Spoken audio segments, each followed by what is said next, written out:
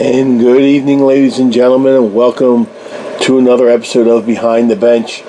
I am one half of your team, Rocco Granato from InLacrosseWeTrust.com, and with me, joining me as usual from LaxPhilly.com, none other than Gary Grube. Gary, how you doing tonight? I'm doing pretty well, Rocco. I'm doing pretty well. It's been an interesting week, a whole lot of controversy. Yeah, and that's why I just felt it was kind of appropriate to play the Iroquois National Anthem to start our show.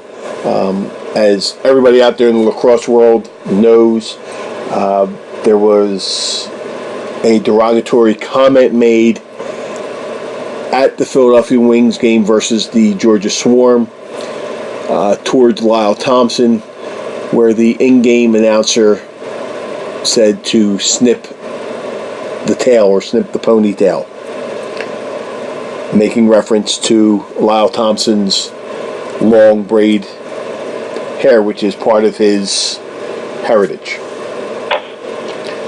I was at the game, obviously, and when I heard that, everybody in the section around me, my wife and my kids and everybody else, were just kind of like in shock that something like that was said. Gary, when you heard about it, I don't know if you went to the game itself and listened to it, but what was your initial reaction when you heard that? Well, the original thing I had seen was actually the Twitter stuff, because I was actually at the Arena Lacrosse League at track while that was going on, and I had to take a double take, because you don't see this. You just don't see things like this. And then later on in the evening, of course, I saw Lyle's tweet about it, and it was like, well, that's confirmation enough, isn't it? Yeah. But you just, it's surreal. Like, that's the last thing you expect. Like, yeah, we've seen in-game announcers do stupid stuff. We've seen them do, anything to get the crowd fired up. But there are rules and guidelines in place from the National Lacrosse League themselves. And I know in Colorado, Willie B used to, bend that a little bit. But this is a whole new breed of stupid. Yeah, it just went, to a whole nother level. Now, of course, it's been talked about all week about whether it was racist or ignorant, and I go with ignorance. Yeah. Just because the guy didn't know much about lacrosse anyways, so I don't think he's going to know much about the heritage or much about the heritage of the players. But, can you imagine if it was a black player and he said something like that? Yeah. It would be absolute pandemonium. Yeah. You don't say it. No. Well, not even as a joke. Why would you? You don't. One of the guidelines, again, by the NLL, strict rules, is you're not going after a player as an in-game host. Right. Which makes sense. I've heard, them play Sesame Street and stuff like that when the visitors have the like that. And that kind of stuff's funny. Right. But when it comes down to, you're going with heritage? No, there's a line that's far crossed on that. Yeah, and what I'm trying to figure out, and what other fans are trying to figure out as well, when Shawnee Hill, the one who made this comment, said that, he doesn't know much about the game of lacrosse. First thing that enters my mind, I mean, as much as a diehard Wings fan I am, okay, my question is, why did they have him doing that? I believe he does the stuff for the Flyers, does he not? Well, yeah, he does the stuff for the Flyers, but... So, the Comcast employee and one who operates the microphones there, I guess they just wanted to, union shop, union thing, keep him in that job. Right, but if you have somebody there that doesn't know anything about the game of lacrosse, you're walking on hot coals barefooted. Yeah, it doesn't make a whole lot of sense. Like, the whole thing, worst case scenario hit on all counts. No, I mean, or just hire somebody to do 9 games. That's all you got to do. Mm-hmm. It's not like they're doing 41 home games like they do in hockey. Okay, if you don't know that much about the game, in my opinion and opinion of others, you shouldn't be doing it.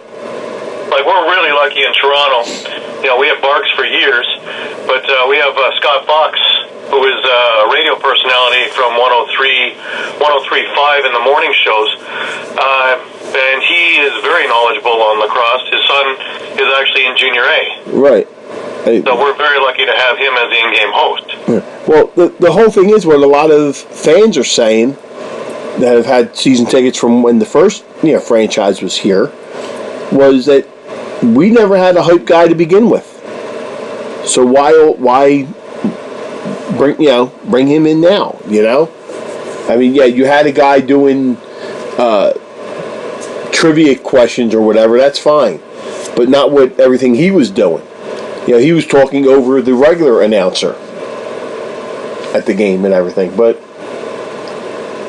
it was said. Well, everybody's trying to be a Swinney, and there's only one of him. Yeah. I mean, it was said. Lyle did hear it. He heard about it. He was very upset, which he has a right to be. But one thing I will say is kudos to the Wings organization for taking care of the situation in a very timely and quick manner. And they also the ownership went down to the Georgia Swarm locker room after the game and extended their most sincere apologies to the Georgia Swarm and to Lyle and Miles Thompson. So now, all this thing happened, and Lyle put out his statement. Now, if you want to see it held with class, just read Lyle's statement. It's fantastic. The huge 4-tweet statement that he put out. And you know what? I'll also say this. When that statement was said, when he first put the tweet out about, he was shocked about hearing it, he made it sound like that the in-game announcer also chanted another slur about scalping him. No, he actually said that there are fans saying that. And, right, but who knows? Might have heard a couple of fans say that, but that's neither hither nor yon. There's never going to be anybody who can prove or disprove that, right? Exactly. But his first tweet, it almost sounded the way it was written, because he came back and clarified it after. It sounded like he was saying that the announcer also said, and then he clarified it. There were a couple fans behind the bench. Well, no, he went off on the original one, thinking he was giving hell to the Philadelphia fans. Yeah, as the baddest fans in the league, and then mentioning that. So he never said that Shawnee Hill said that. Only the snip the ponytail thing. So, like I say, it was a strange week. Now, what should happen out of all this, hopefully can happen out of all this, is education. Now it's time for the real Native history to get out there. Yeah. Because it's not this little prim and proper thing that's gagged about in schools. Because that's nonsense. It's not a pretty one. And there's a reason why they get so upset, and with good reason. And now is a good time for education. We have on Lax Philly, we have an article about the brain. Bill O'Brien on his blog and on his show, as well as on Instagram and on Facebook, has gone in detail about the long hair and what it means to different tribes. And now's a good time for education. Yep. You know, it's the healing time now. You know, there's enough hate. So it's a healing time now where everybody needs to take a step back, take a breath, and learn. And learn. Yep. Now let me ask you something. Now, all of a sudden, they're coming out and saying, you know, some cities are saying, oh, you know, we should be playing the Iroquois National Anthem. I agree with that. I've said this for decades. Okay, since, you know, the mid-'80s when Eagle Box Lacrosse was around. That they should be playing the Iroquois National Anthem. Now, everybody's saying, well, then you're talking about possibly playing 3 national anthems whenever there's a Canadian team involved. Well, we just played their national anthem. It goes for 1:40. You're telling me that they can't squeeze in another 1:40 or 2 minutes into everything to play an The only problem that I see now, the reason why we play a Canadian anthem and an American anthem isn't for the players on the team; it's for the teams. Right. Now, the problem that I see in this is now that lacrosse is becoming so worldwide. Now we get a player from Israel. Do we play the Israeli national anthem? We get a player from Germany. Do we sit and play the German national anthem? Now we got 2 players who are from Finland. Do we play the Finnish national anthem? We could be there for an hour and a half listening to anthems. Well, it's more in reference playing the national anthem. It's more in reference to acknowledge the creators of the game. Then that should be the only anthem played.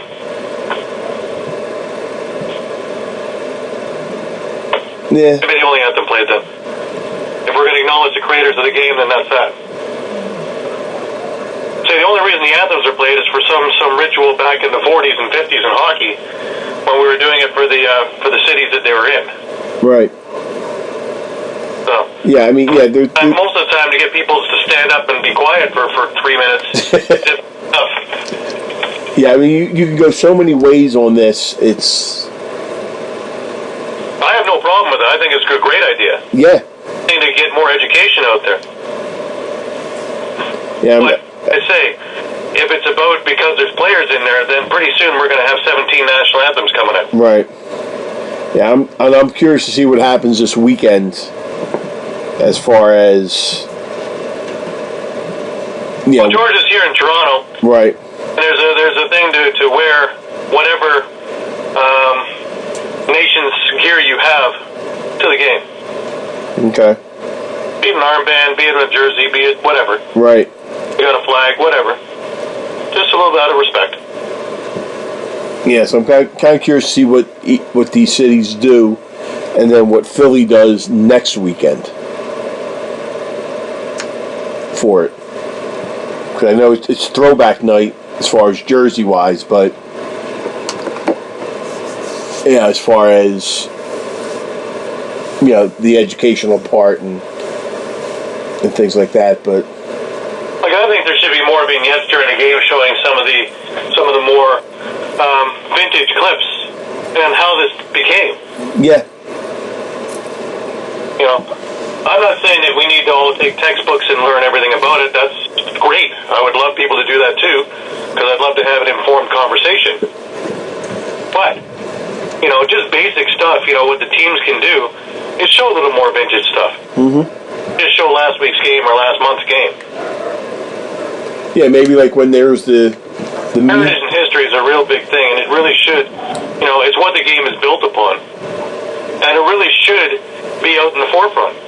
And especially now that it's getting bigger, more popular, bigger markets, bigger companies owning, there really should be more, because there's more venues to show it.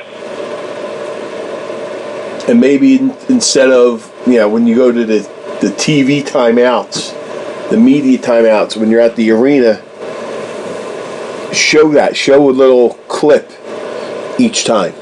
Yeah, one left dance cam, one left kiss cam, and show us a vintage vignette. That would be awesome. Yeah. I know you'd have me riveted.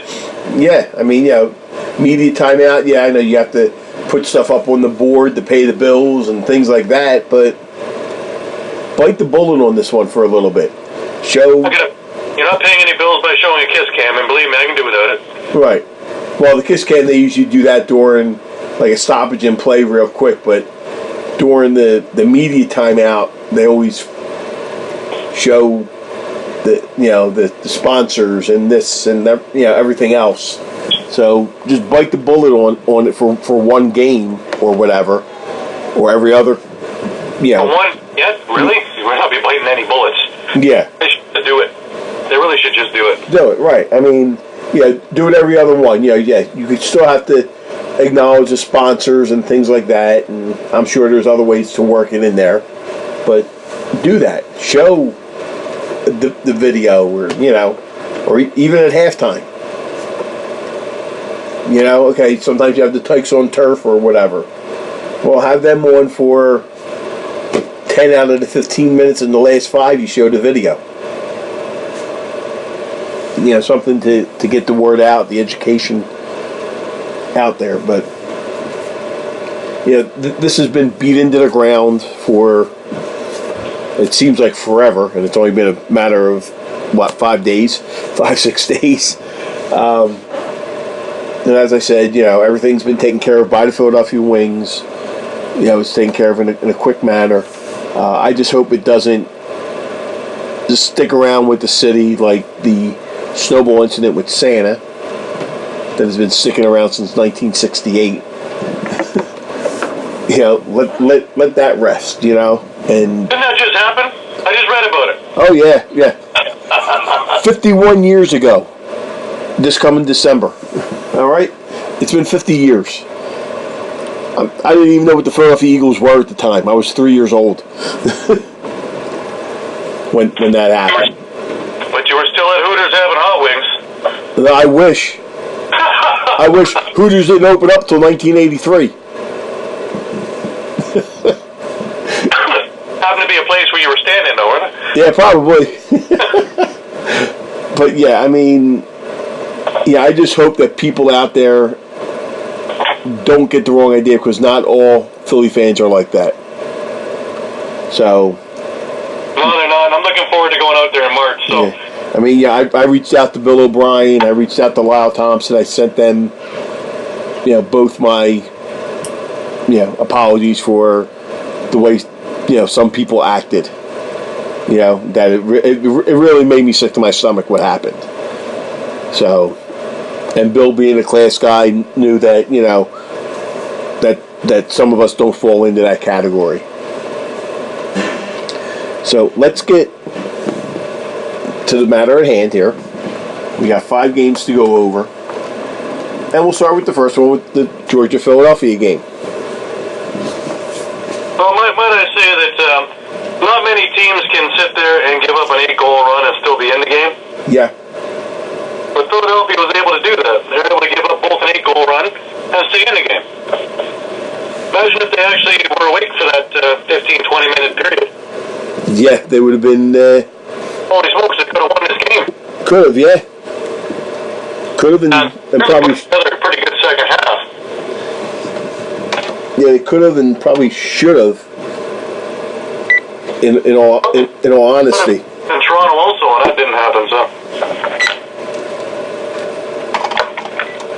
Yeah, I mean, it's just, something that should have... Well, because Philadelphia, they jumped out to a very quick 2-0 lead, which is 2 weeks in a row that they've jumped out to leads with Josh Curry and Blaze Reardon, and then all of a sudden, kaboom!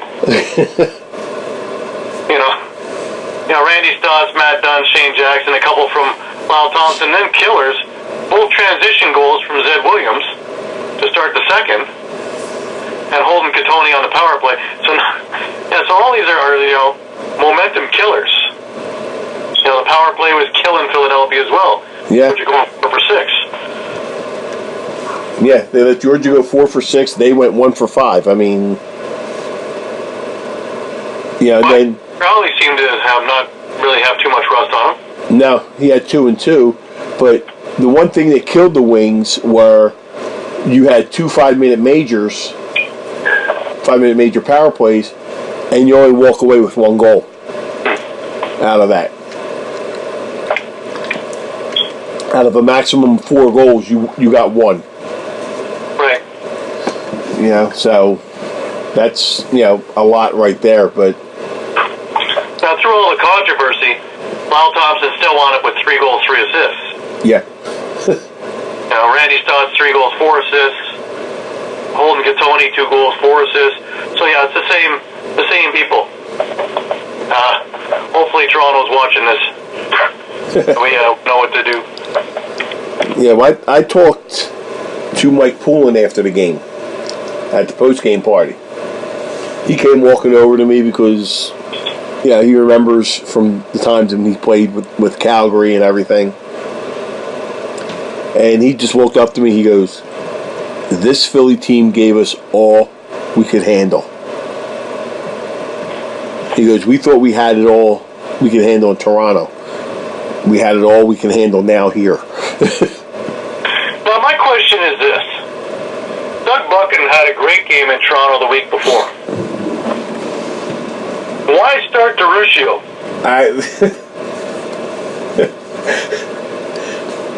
I sat and wondered the same thing. Like, it wasn't for very long. The guy only made it through a quarter, but, like, really, why start DeRuscio? Yeah, I thought if nothing else, last week proved you had a starting goaltender. Yeah. So now who knows? Maybe he'll start this game against Buffalo. Yeah, I don't know. I don't know if he's trying to get a feel to see who is really the number one guy, or or if he's just going through an alternating system. You start this game, you start that game. I'm thinking it's an alternating system, which would put Buckham in anyways, but right. We'll see. But I think he needs to stay with just one guy. Ride the, I guess I'll say his term loosely, the hot goalie. Now, of course, Batiste had a great day at the face-off circle.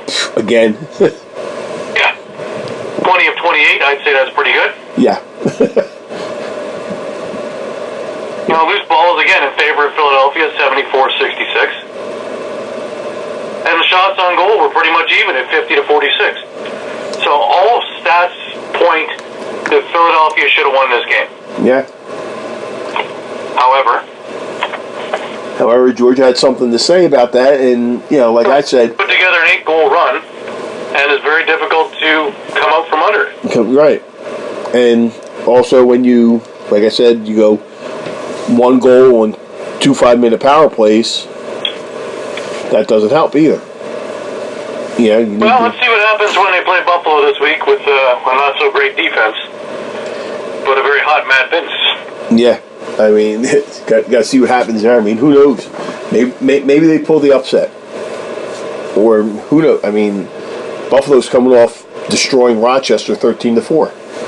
Yeah.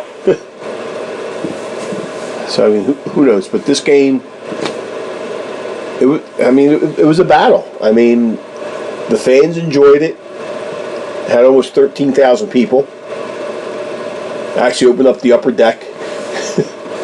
And we want to talk about attendance.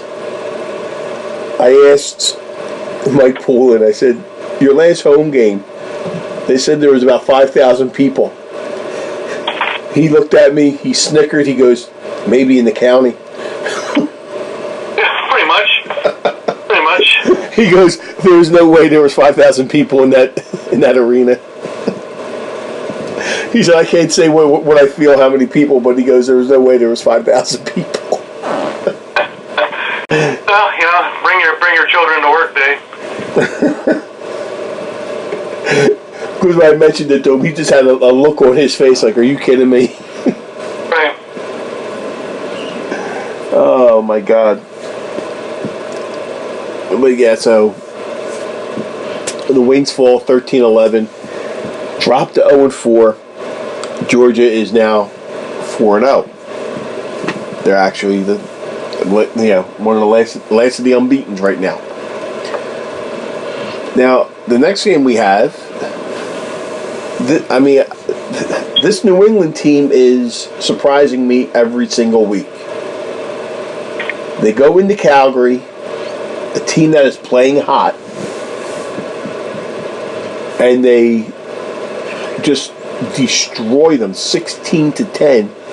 And this a couple hours after they signed Curtis Dixon. So they had Curtis Dixon back in the lineup, but this was another instance. Calgary falls down 6-2, 9-4 at the half, and they got to battle their way back. Yeah, they were right away. They just went off to the races, which was absolutely insane.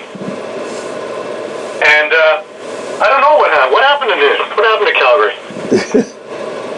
Like all of a sudden, the entire defensive part of Calgary went nowhere. Yeah, they went away. Goaltending? What happened? Well, we sit there and we talk about Del Bianco, and 28 saves on 44 shots. That's pretty low key, if you ask me. Yeah, and they put in. And everybody has an off day, but they also started Doug Jamieson for New England. Yeah. So he picked up his first win. Actually, but yeah. I would like to see more of that myself. Yeah. But look at the scoring for New England.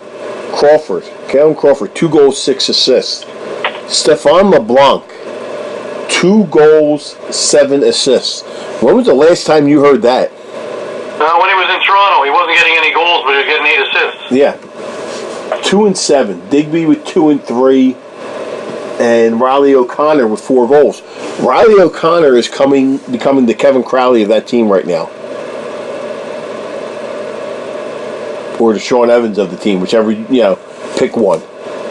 Everybody thought when, they traded Evans away, and now with, Crowley not being there anymore, that where are they going to get the scoring from? Well, here you go. Riley O'Connor, 4 goals. He's had a couple of big weeks. Yeah. And they only went 7 for 30 on the faceoffs.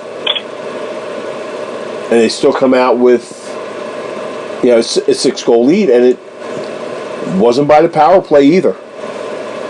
2 for 3 for New England, 2 for 4 for Calgary. And if you look at the loose balls, 94-63 in favor of Calgary.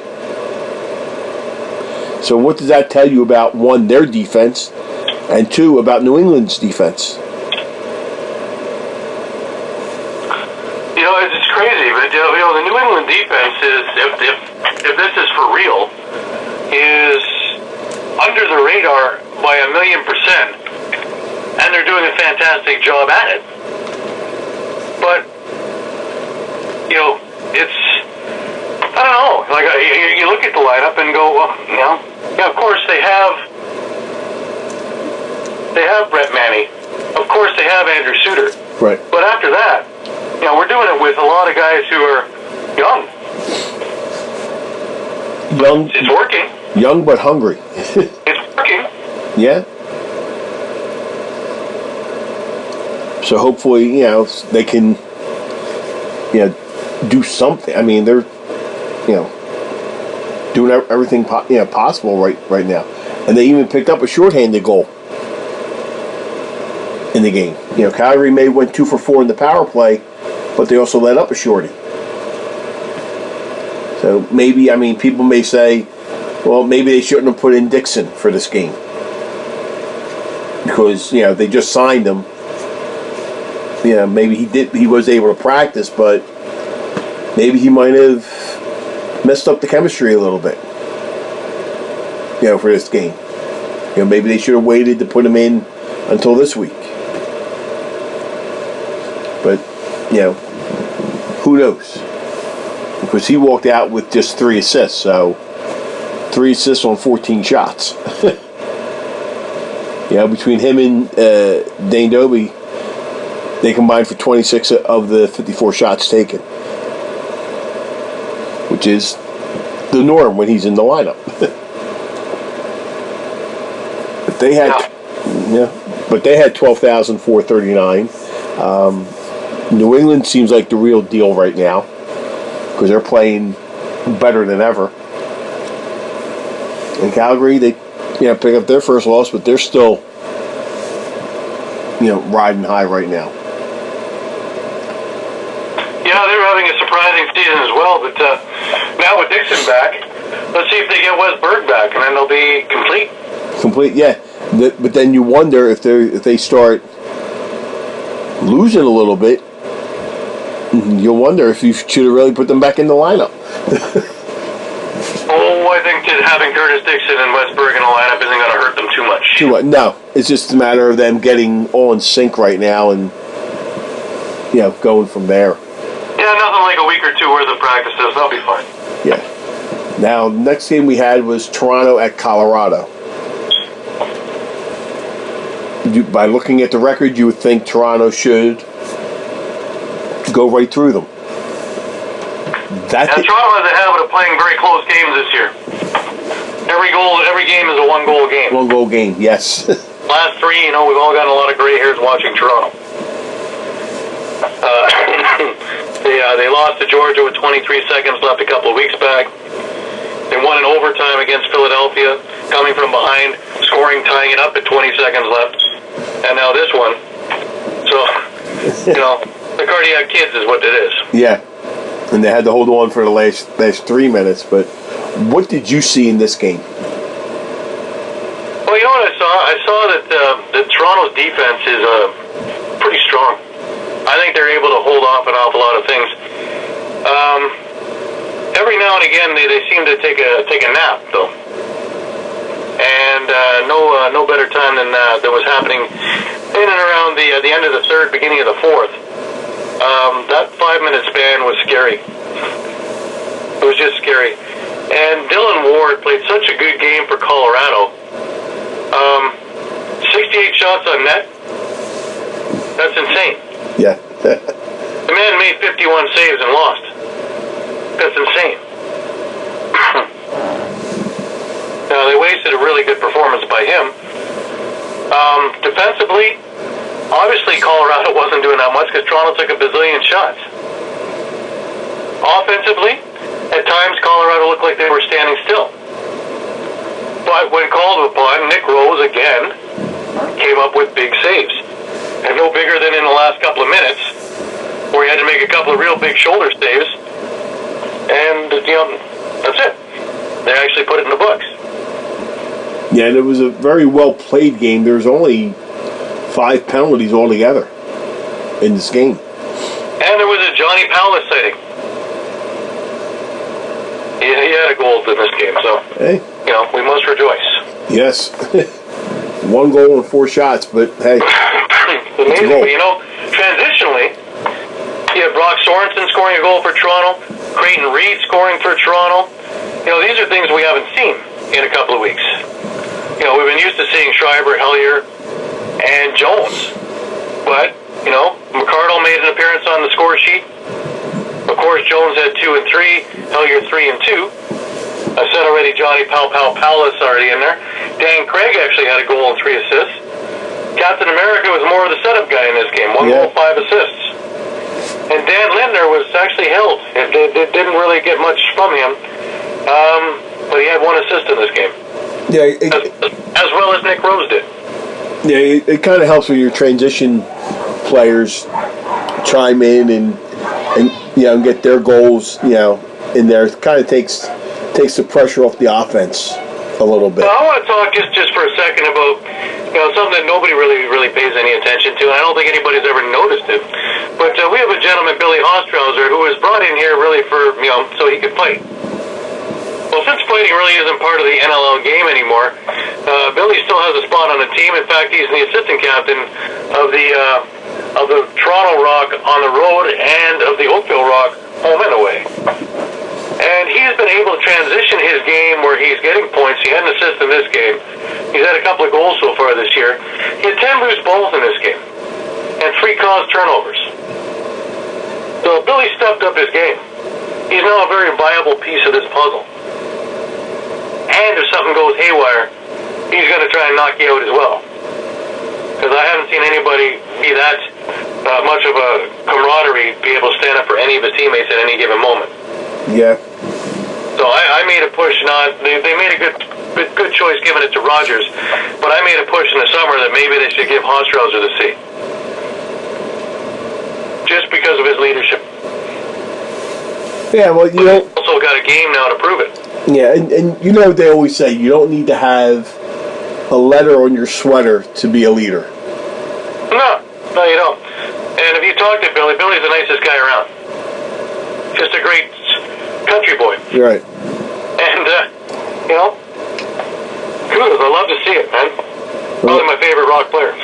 Well, I'll be seeing those guys in here in town when Toronto faces the Wings on the 26th. So hopefully they'll stick around for the post-game party, and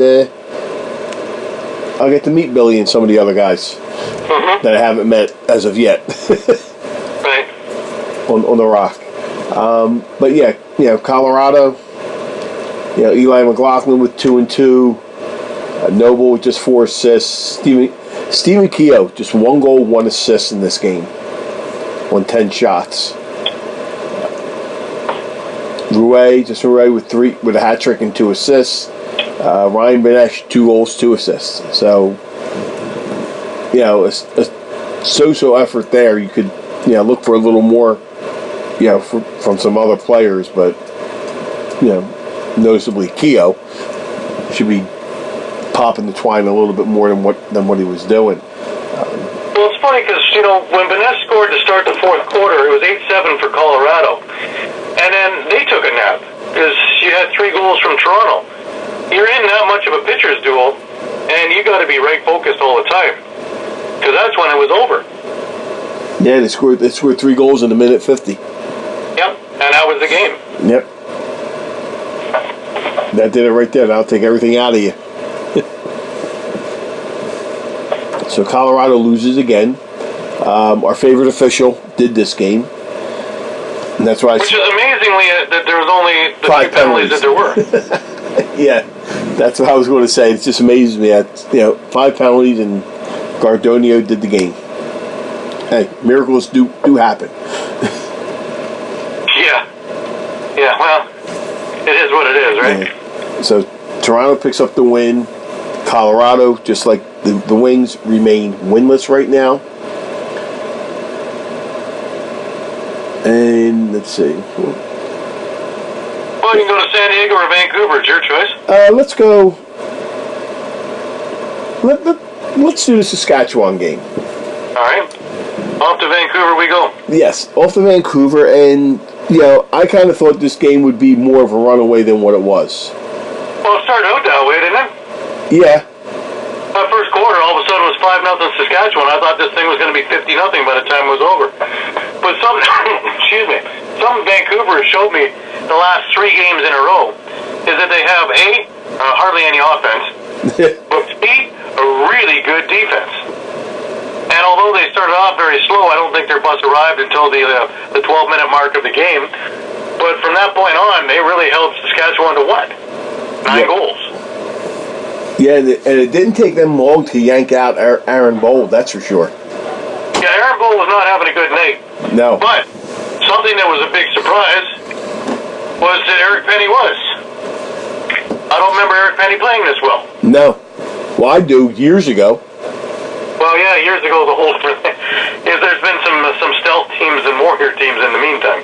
Yeah, years ago he played well, but now, you know, he's relegated to the bench, and you know, I mean, it didn't take them long. I mean, 4 minutes 55 seconds, and they yanked out Aaron Bold.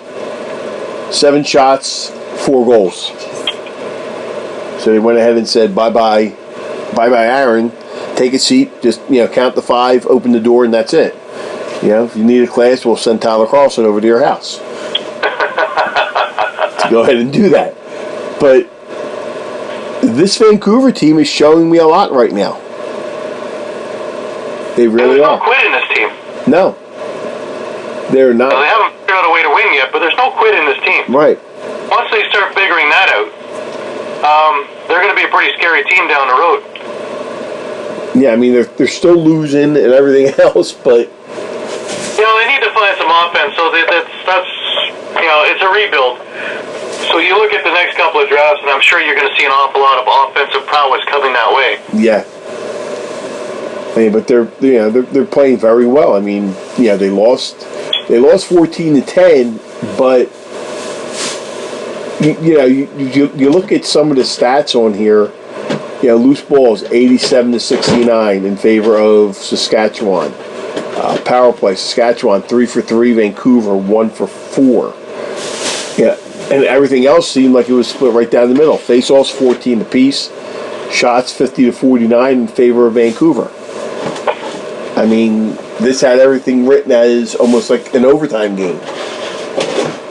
And a lot of people out there, including myself, thought that Saskatchewan would roll over on this team. Well, take away the first 5 minutes of the game and you have a tie. In almost every aspect. Yeah. But, here's another aspect of that face-off man thing. To start the game off, Jeremy Thompson won the face-off, went down, scored. Boom. 17 seconds in. That's the importance of having a good face-off man. Right. Now, granted, this was probably the weakest game that Jeremy Thompson has had, because all the other games the stats were in his favor so far this year, which has been better this year than the last couple. He's had a resurgence. But, at least to start this game, he was on his game. And he spends an awful lot of time practicing, trying to get that quick stick down. So every now and again, it works out to get that goal. And for everyone, it's one you don't have to worry about. That's one you don't have to set up. That's one you don't have to do a whole lot of time and back at it. Now, if you can do that a little bit more, if you can do it consistently, looking at the days of Jeff Snyder way back when, that's a whole other animal, Yeah, and in this game, the usual culprits were there. Well, I think if they could have gotten a little bit more production from Keegan Ball, who's been having some good weeks, he only had 1 assist in this one, they might have been right up there. Yeah. Jordan McBride at 3-2, Mitch Jones at 3-2, and then you had a few spattered here and there from the rest of the team, right? And Logan Shush only had 4 assists. Yeah. So for some reason, he's not hitting the net. He had 7 shots. Yep. And he's hitting the net. He's just not getting it past. Getting past, yeah. Which is what he needs to do. But again, just showing another 5-goal game for Ben McIntosh. That's 2 in a row. So he's in full stride. Yeah, 5 for Adler him. with 2 and 3. Mark Matthews 2 and 5. Again, being the quarterback that he's known to be. Matthew Dinsdale with 2 goals and an assist. So even when other guys aren't doing it, it comes from another spot. You're right. Mike Keenan only had a goal and assist. Robert Church had 6 assists. Here's your quarterback for this one. Yeah, his first game of the year. So, and he was coming off a wrist injury. So, I'm kind of wondering if maybe the wrist might have still been maybe just a little bit tender, where he couldn't do what he wanted to do. I don't know. He's passing pretty crisply, if you ask me. Yeah. Oh, yeah. Passing one thing and shooting and diving across the crease as much as he does could be something else. But the 6 assists, yeah, that helps. Yep. That helps. I'll take that every game. For sure. Yeah. 87 loose balls for Saskatchewan, over 69 for Vancouver. So you know where I was going. Yep. And then the big killer, Saskatchewan, 100% on the power play, 3 for 3. Vancouver could only capitalize 25% of 1 for 4.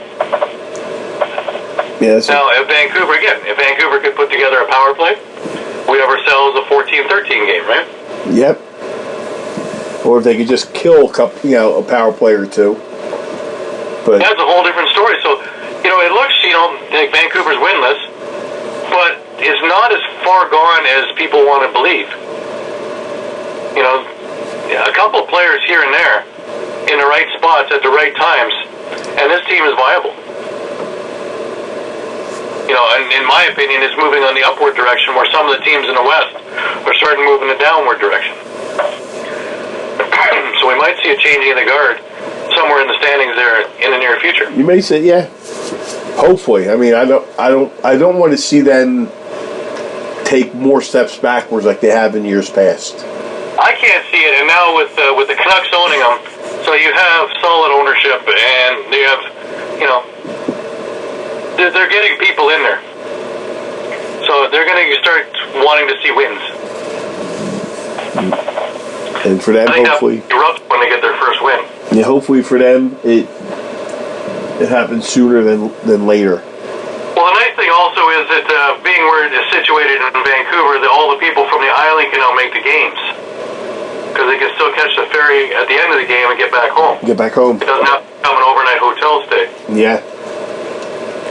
Also, where they're at, all the people who shop at Costco can go across the street to the game. Literally across the street, sir. Yep. Right beside BC Place for football, you got that. It's an interesting little part of the city. Yeah, I'll be there. What I find funny is that they try and put things so compact there that the Costco's across the street from the arena, but it's underground. They have a condo on top of it. It's the only Costco I've ever seen that has underground parking, floors of which. I'll be there in September, so. Well, you'll be up in Langley, so you'll be an hour out of Vancouver. Yeah, well, I got to pass through Vancouver. I'm landing in Vancouver, so. Maybe take a little drive around and check it out or something before I make my way over to Langley. Now our last game of the week, you had the Rochester Nighthawks traveling out to San Diego as the San Diego Seals opened up their home schedule. Yes, this is the inaugural game at the Pechanga Arena in San Diego. Yep, and it introduced indoor lacrosse to the city of San Diego. Which, by the way, had a very nice crowd of 11,323. I think every game this past weekend had double digits, had over 10,000. So that's good. That's great for the league. But this game is everything I thought it would be. It came down to the very end. Both teams played very well, but this San Diego team has everything. They have the offense, they have the defense, they have transition. And as scary as it is to say, they got some goaltending with Frank Sigliano. Well, Sigliano played a very, very good game. But did you catch Garrett Belling's goal? I saw the highlight of it. Oh my goodness. I remember those kind of things here in Toronto a number of years ago. Haven't seen it for a while. No. Wow. You know what that dude? Back little shot there. Gripping it about halfway up on a stick. You almost had to do a double take. You had to do a double take and realize, oh my God, that was Garrett Billings. Well, yeah, but he's looked real good in the 2 games he's played.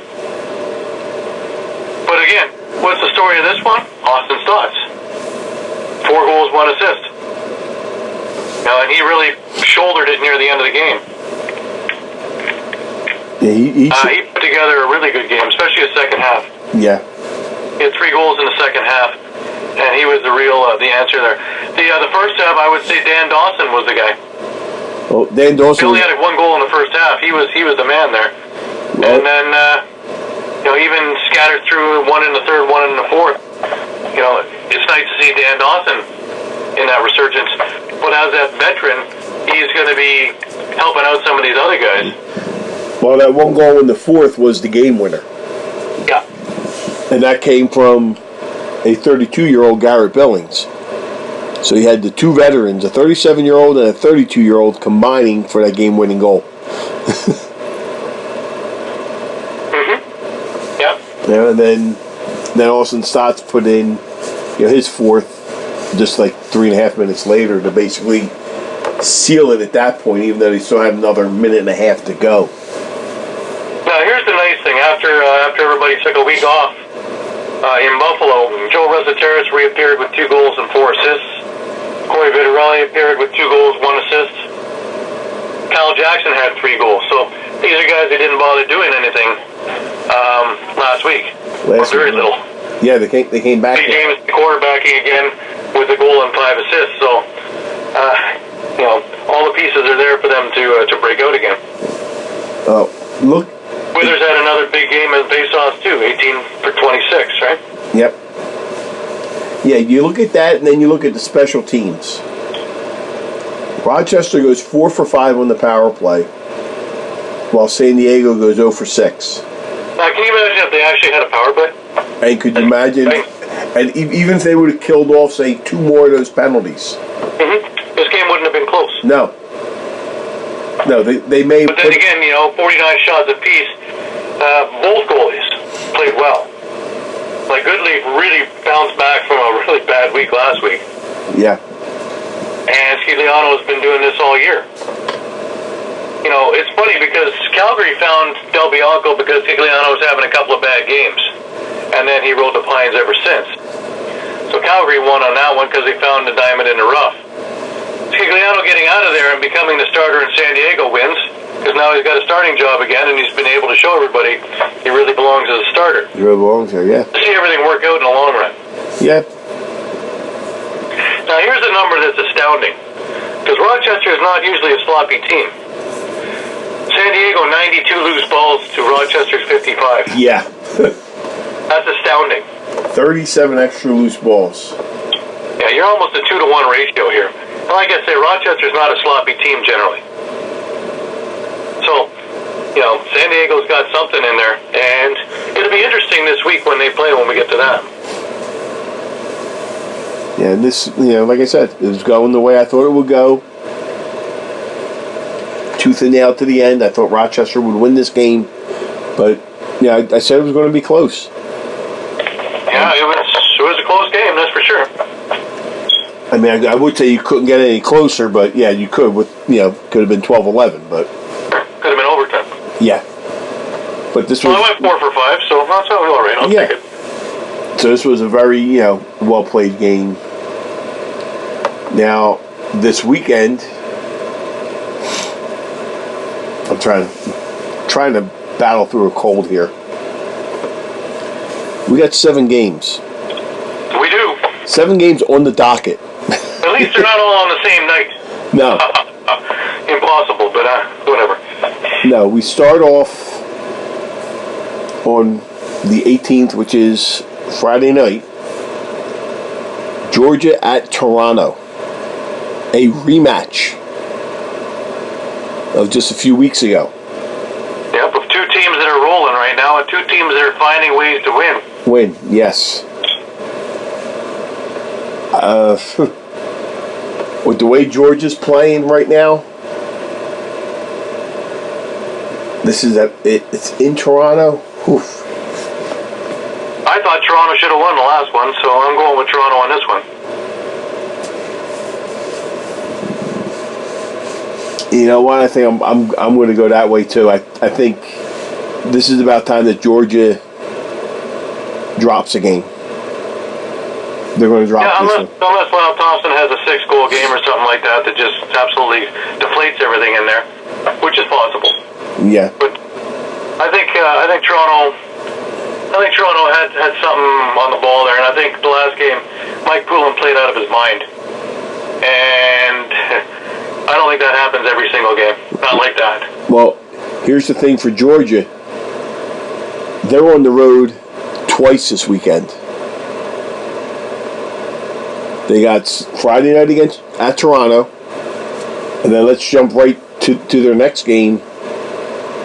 Saturday night, they're in New England. Who has been pretty hot themselves. Yeah, so it's very possible that Georgia can go 0-2 this weekend. Yeah, I don't have it picked that way, but yeah. I'd like to see it happen with the way New England's been playing lately. They beat Saskatchewan at home. Now they return home. They're going to be playing Georgia. That'd be a story and a half, wouldn't it? They could be unbeatable at home. Yeah. I mean, I don't think it's going to happen. Like I say, I think if Georgia is to lose to Toronto on Friday night, I believe that Saturday they go in with a chip on their shoulder into New England. Yeah, they'll go in with a chip, but they're also going to be going in facing the rest of the team. Yeah. So. Yeah. I think they match up very well, but that's just me. Yeah. I mean, I'm pulling to see Georgia go 0-2 this weekend. I don't know why. I just want to see it. Because I like what New England's doing. They don't have, the Sean Evans and the Kevin Crowleys, so they got to do it with the Stephon LeBlancs and the Kalen Crawfords. Not saying that they're not that caliber, but you don't have those other two players with you. Right. Riley O'Connor's now stepping up and he's doing what needs to be done. So those two games for Georgia should be very, very interesting, especially that they're both on the road. Now, the other team that is playing back-to-back is the San Diego Seals. First, they have Calgary on Friday night, and then on Saturday night, they go to Vancouver. 2 tough games for them. 2 tough division games. What do you see going on with these two? I actually had Calgary picked on Friday night. I just have a feeling that everything will be clicking. One more practice, Dixon's got his feet again.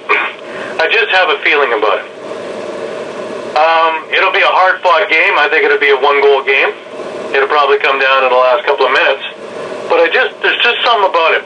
I think Del Bianco has the game of games this week. And I think San Diego has a step back. Last week they had all the hype. This week they're just a regular team. In the other game, I believe they walk into Vancouver and just absolutely rip apart Vancouver.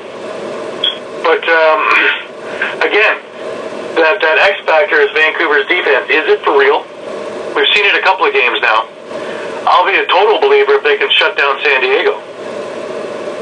I don't think it's going to happen though. I think with the power of Billings and Dawson and Stotts, I think they're going to have answers, and I think they're going to. Well, they might even chase Bold again. Just my 2 cents.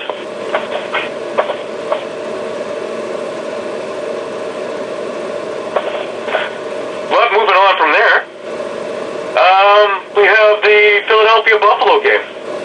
That's moving into Saturday. And, again, Philadelphia, who do they put in net? Do they put in Buchan? Or do they do Zarrucho? Now, I'm hoping that they use Buchan because I think we're going to get a better game out of that. And, Buffalo, coming off that annihilation of Rochester, they seem to have found a really good defenseman. Oh, no, wait, that's the goaltender. Matt Vince played like he has played in the past. And I'm looking for him to stay hot. Now, that's not good for Philadelphia's thing, but I don't think that Philadelphia is going to keep losing. I just don't think this is the week that they do it. You've got Dane Smith, you've got Sean Evans, you've got Josh Byrne, Hogarth. You've got a number of guys that are going to give Philadelphia fits. But, Crowley's got another week behind him. And I think that Philadelphia, again, is going to keep it close. Yeah. I'd love to see him pull it off. But something about it, and being in Buffalo, I just think that Buffalo's going to come out on top in this game. The last game of the night is Rochester going into Saskatchewan. Now, Rochester picked a real bad time to go into this this funk against Buffalo because, they've had a couple of really tough games. The San Diego game, which was a heartbreaker, and now Saskatchewan, which obviously is no walk in the park, with everything firing and being in the SaskTel Center as opposed to being in Blue Cross Arena, I don't think helps very much. No, and this is a rematch from last year's Champions Cup. The only thing missing in that one is Matt Vince. Yep. And Matt Vince was the pillar behind them getting to that third game. Because he played astoundingly good in that second game, if I remember right. Yeah, he did. Even in the first game, in the third game, that first quarter, he played incredible. And I thought it was going to be another night like it was in Rochester, and then we could have seen a whole different thing, but he got solved.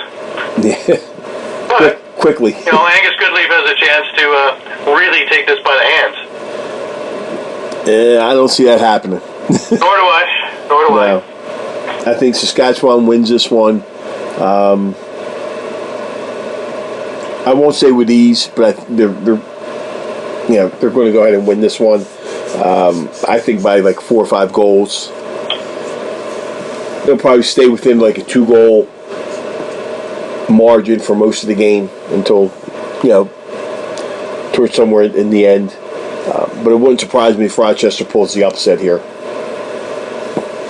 Although I don't see it happening. The Philadelphia-Buffalo game, I stepped away for a bit because I was all congested. That's going to be one of the ones that, I don't know. Who are they going to start in goal? That's first of all. Are they going every other goalie, or are they going with the so-called hot goaltender? And if they're doing that, Doug Buchan would be the guy to go with in this case, because of the way he's been playing lately. As much as I'm going to be rooting for Philly to win the game, I think Buffalo pulls this one out. It's going to be one of them drag-out games between the two. Let's see, we did San Diego, Calgary. Yes, I'd say San Diego beats Vancouver. I think Calgary beats San Diego at home. So I think it's going to be a very interesting weekend. Well, it's going to be a lot of good lacrosse to watch, and since a lot of us will be snowed in, the weather north and south, there's going to be a lot of snow around. Yeah, so. And we do have one other. We have the Calgary-Colorado game. And this is, before we used to just say, well, we shouldn't even talk about this one, and this is the case. Calgary's going to beat Colorado. Yeah. In this one, even though it's going to be in the Loud House on a Sunday at 3 o'clock, I still think they're going to beat them. I'm hoping against hope, that they're able to get their feet out of cement and actually give a game here. Because if Dylan Moore can play like he did last week, anything is possible. But honestly, I don't see it happening. No. So we actually have. So let's see.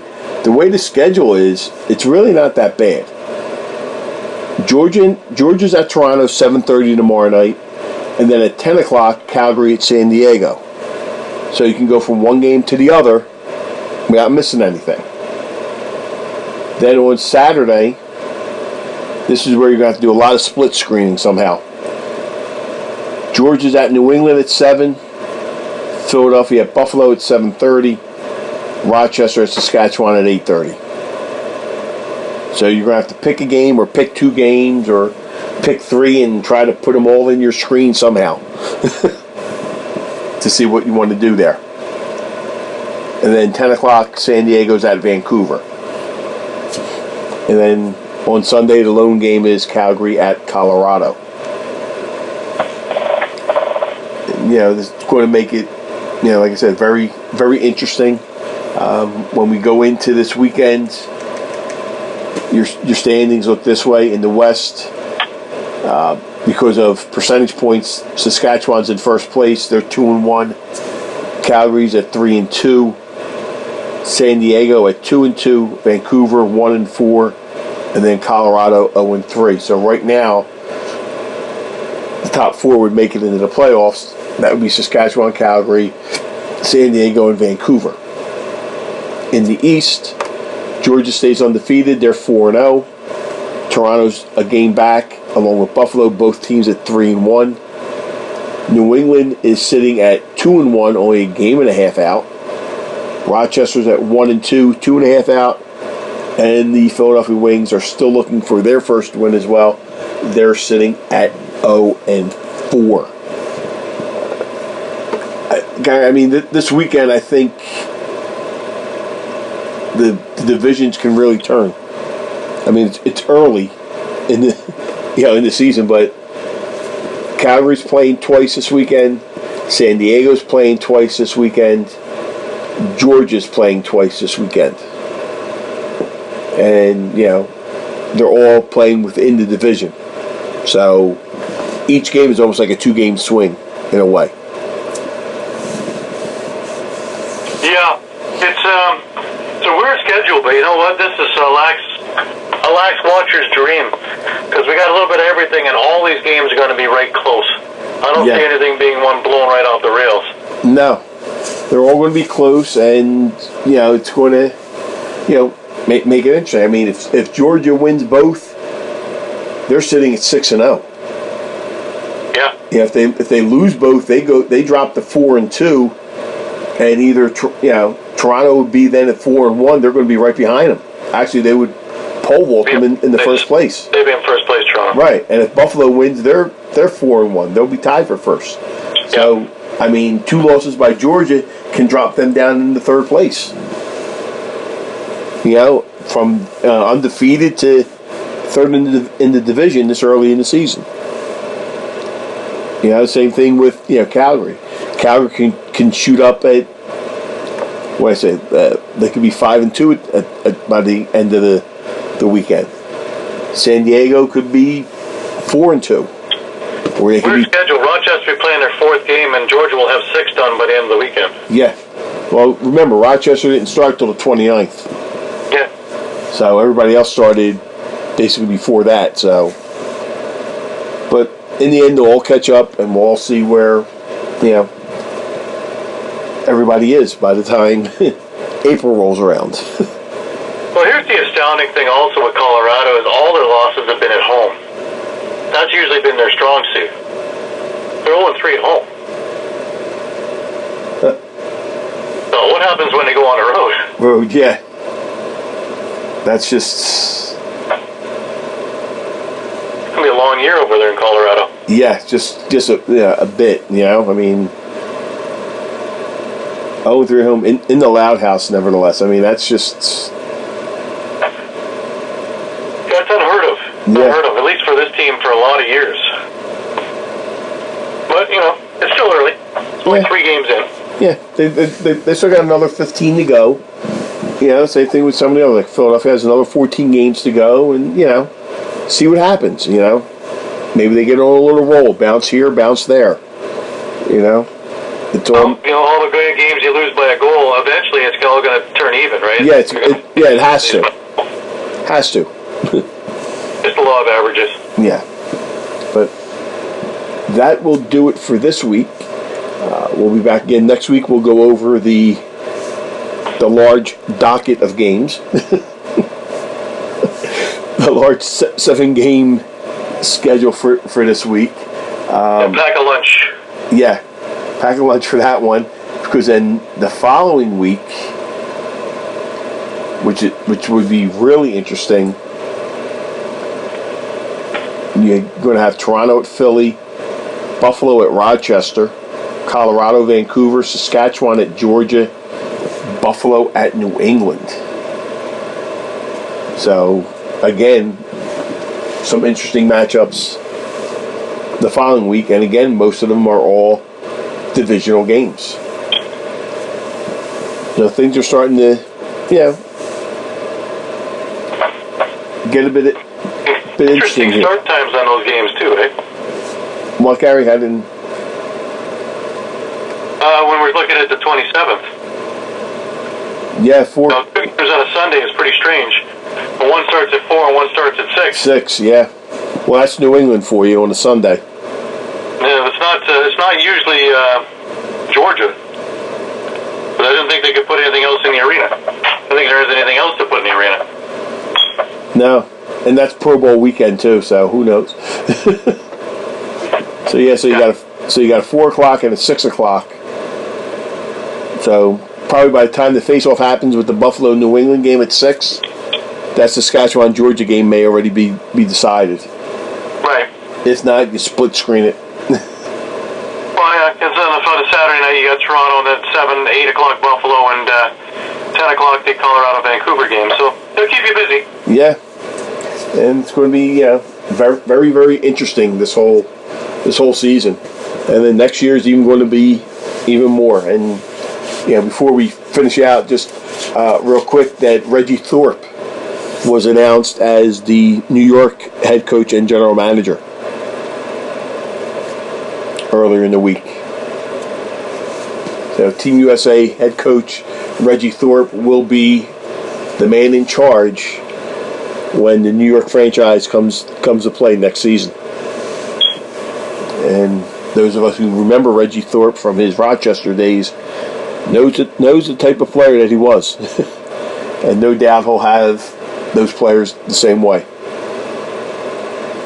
So, for Gary Grube at Wax Philly, I am Rocco Granato from InLacrosseWeTrust.com. Thank you for joining us this week. We will see everybody here again next week. And remember, treat people the way you would want to be treated. Don't say anything that you really don't want to have anything said about you. Okay? Take care, everybody.